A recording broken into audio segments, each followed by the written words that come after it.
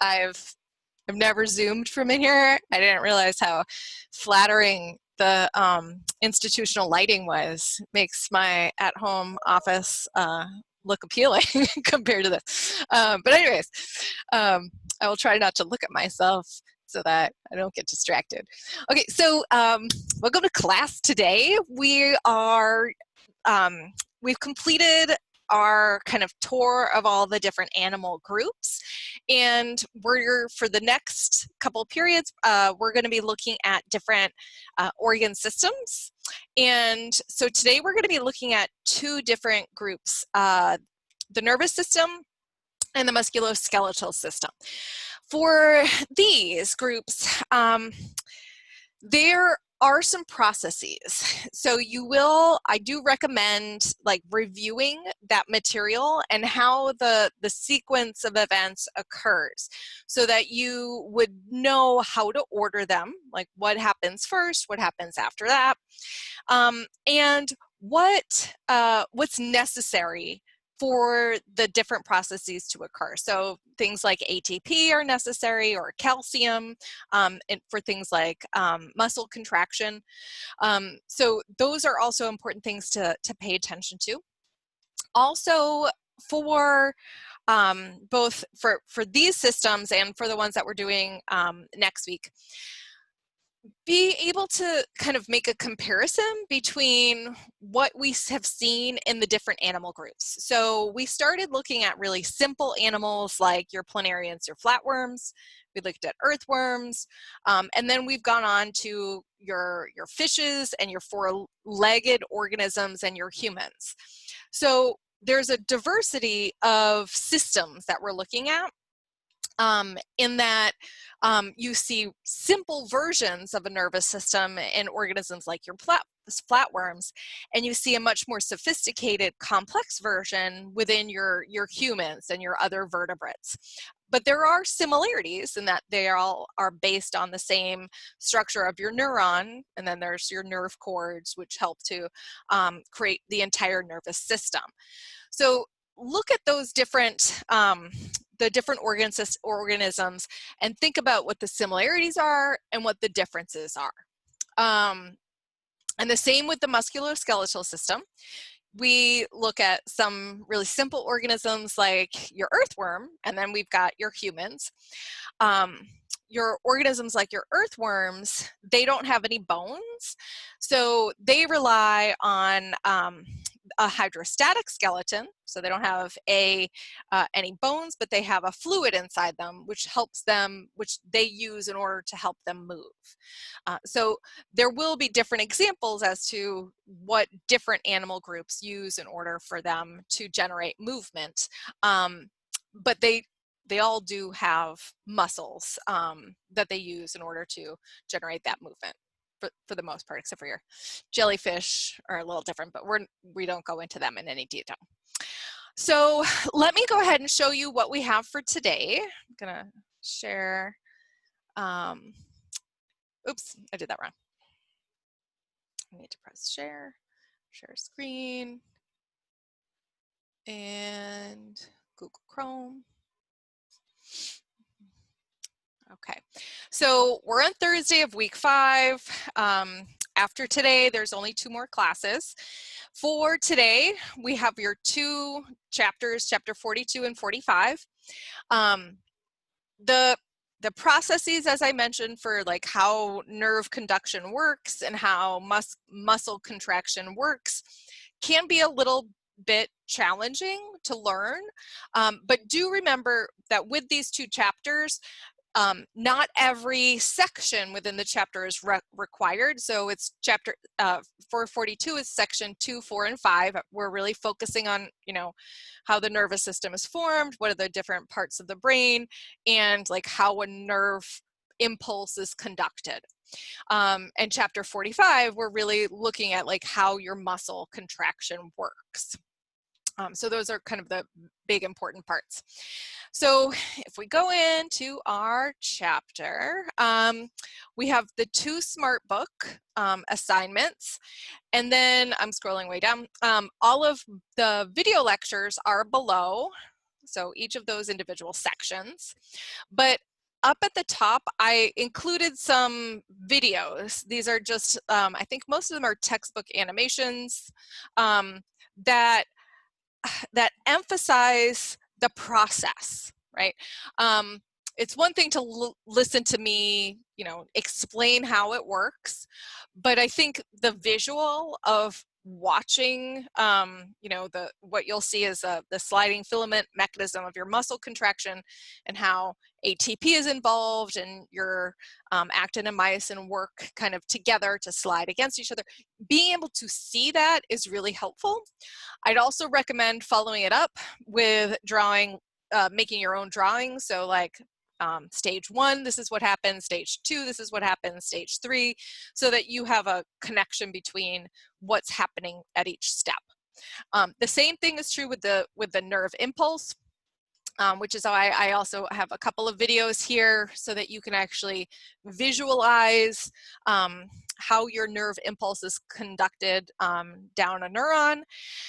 And the kind of molecular process or the biochemical process that that instigates or initiates that nerve impulse is directly related to ion movement in and out of cells.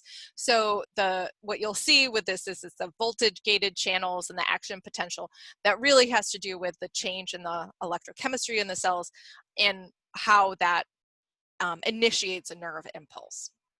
All right, so those are, I think, are highly helpful for today. So just another reiteration that the project is due tomorrow at 5 o'clock. So I have a couple of emails from students that I'm going to respond to after we get off today, just to answer a couple questions about, you know, if your project sounded good or not. So I'll get to those. If I haven't replied back to you, I will get back to you within the next hour. And that was the bulk of what we had for today. Just as a reminder, next week, hold on, I have to move this over. Next week, we have chapter 6, excuse me, week 6. We have a couple of new chapters. Chapter 46 is the digestive system, and chapter 49, osmoregulation, so the kidney function, and animal development. All of those are available now, so if you wanted to get ahead over the weekend, you can. But your last exam, exam 5, is not until Thursday, and all of the material from week 5 and week 6 will occur on in exam 5. So I just wanted to reiterate, so we weren't expecting an exam on Tuesday.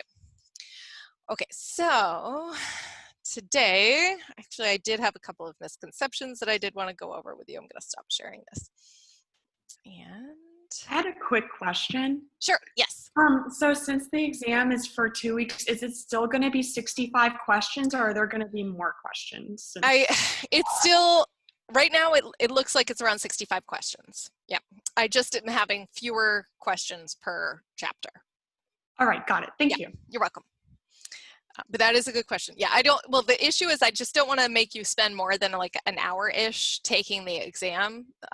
That's just a lot of, it's not a standard, it's not an SAT. I don't want you to spend all day taking a test.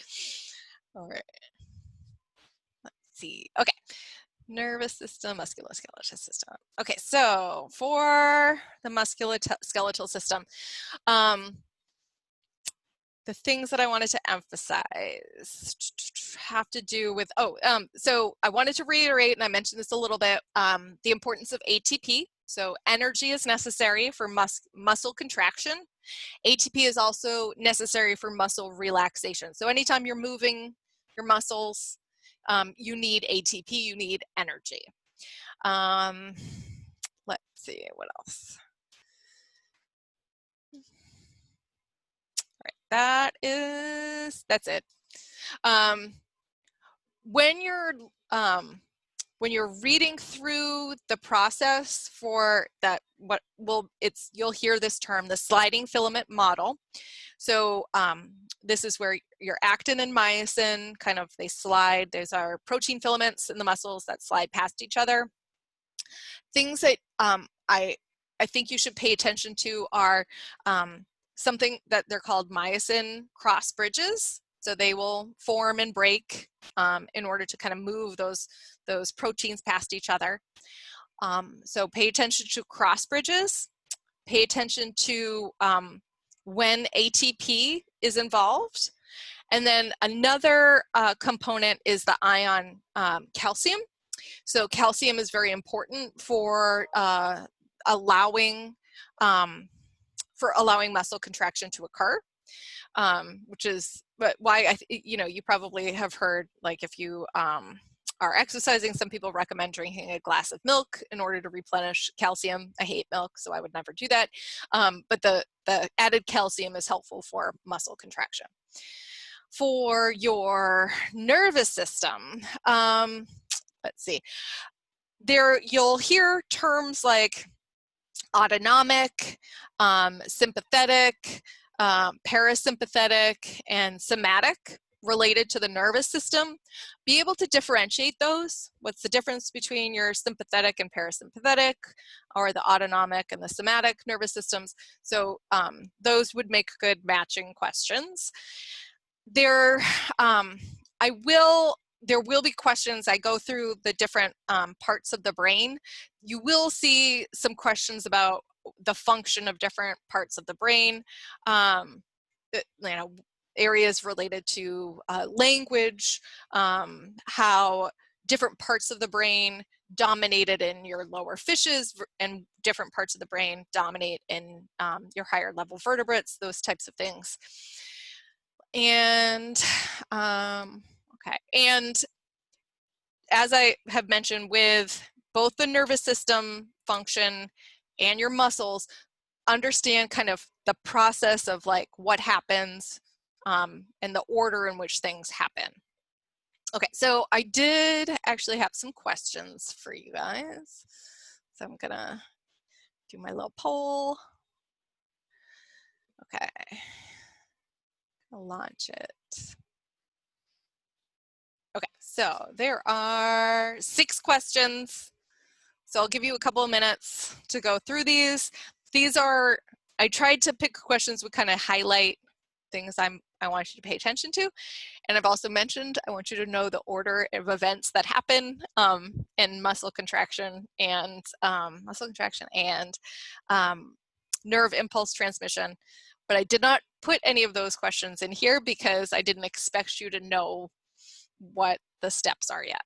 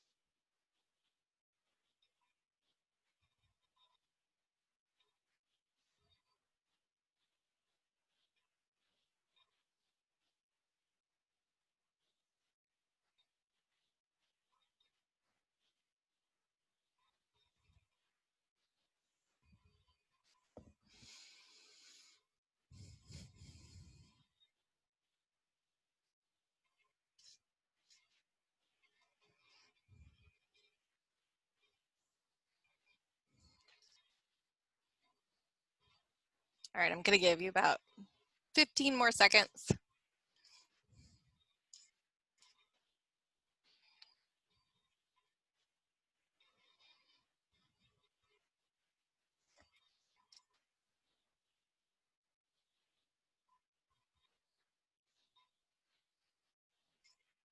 All right, going to go ahead and close it.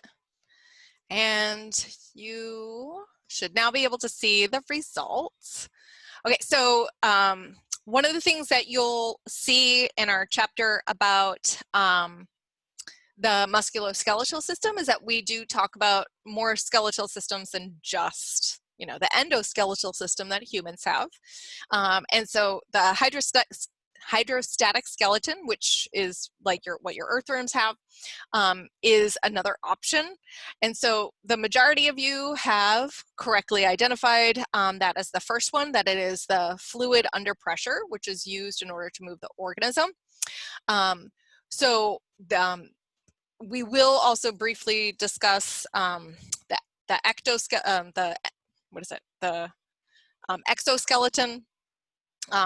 of your insects, and also the endoskeleton that is dominant in your vertebrates. The next question is about muscle contraction. And so I honestly am not expecting you all to know the answers to this right away, but this does introduce some of the terms that I do want you to be familiar with, like myosin and actin, which are thick and thin, and the functional unit of your muscle, the sarcomere. And so this asks which does not happen during the muscle contraction. Okay, so the correct answer, and actually the majority of you did correctly identify it as the last one, that the thick and thin filaments shorten. Okay, and so that does not happen during the muscle contraction. The rest of them actually do. But those are just things to pay attention to, what actually is happening during muscle contraction, and what is the process that occurs in a muscle contraction. All right, the next item is fantastic. The majority of you got that correct. The brain and the spinal cord make up the central nervous system. So these are a few of the terms that you'll see introduced and discussed. So knowing the difference between the central and the peripheral, autonomic, somatic, parasympathetic, sympathetic are helpful. I do also go into the parts of the brain. And so most of these terms, actually all of these terms, will be introduced and discussed in a little bit of detail. The three major divisions of the brain is the first one, so the majority answered that correctly. So the forebrain, the midbrain, and the hindbrain. The other components, the other parts that are listed, and the other parts, they're all parts of the forebrain, midbrain, or hindbrain. But you will hear more detail about those sections. So the next two are related to the nervous system. So the first one is the sodium-potassium pump, and how that functions. What is it actively transporting? And so, oh, look, we're split. That with two being answered pretty evenly. The last one is correct, where there's an active transport of potassium into the cell and sodium out of the cell. But it is confusing. So, and there are pictures and diagrams, and we go over that in the video lecture. And then the last one is the resting potential. So that's another point that is highlighted in the video lectures, related to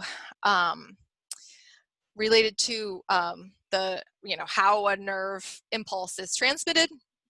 And so for this, the last one is correct. So technically, the first one is not correct, but a resting membrane potential is a polarized membrane, and it is the electrical difference between the inside and outside of the membrane. So this last one, which includes both, is the most correct of the options. So those, part of the reason that I like to include these kind of like little poll questions, like I said, this isn't counting for anything, but I want to highlight the things that you'll see in the video lectures that are topics that will, you will see this information kind of in the future. So, all right, so this is all I have for you today. So if you have more questions, can answer more questions, but that's all. And otherwise, have a great afternoon. Have a fantastic weekend. I will see you again on Tuesday. Send me emails if you have any questions. And if you did email me and I haven't responded back, I will get back to you in the next hour. Thank you. Thank you. All right, welcome. Thank you. Bye.